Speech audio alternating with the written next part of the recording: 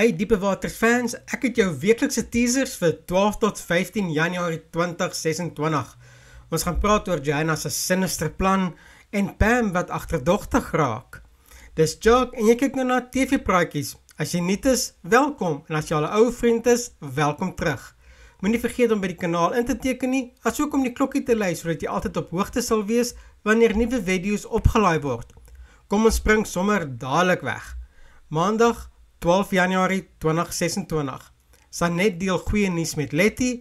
Leandri sluit opwindende ooreenkoms vir heel atleet. Joanna is besig met iets onheilspellend. Ons het dit verwag veral hoe sy Gys van sy familie probeer vervreem. Ons weet ook dat Joanna se man vermoor is. Gys is op pad om in dieselfde bootjie te klim soos dit vir my lyk. Die vraag is net, wat dryf Joanna om dit te doen?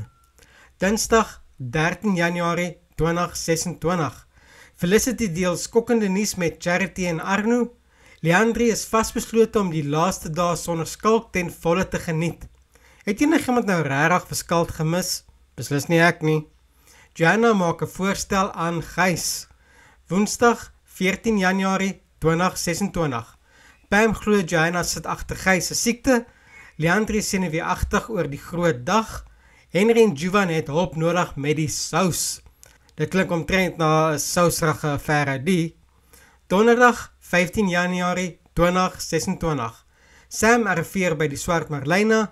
Nina en Carla wonder hoekom hy met Jacques wil praat.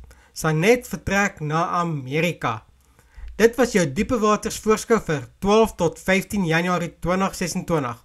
As jy van die video gehou het, moenie vergeet om te like nie en sê my wat jy dink waarmee Joanna besig is en hoe gaan Henry en Juvan se sous uitdraai.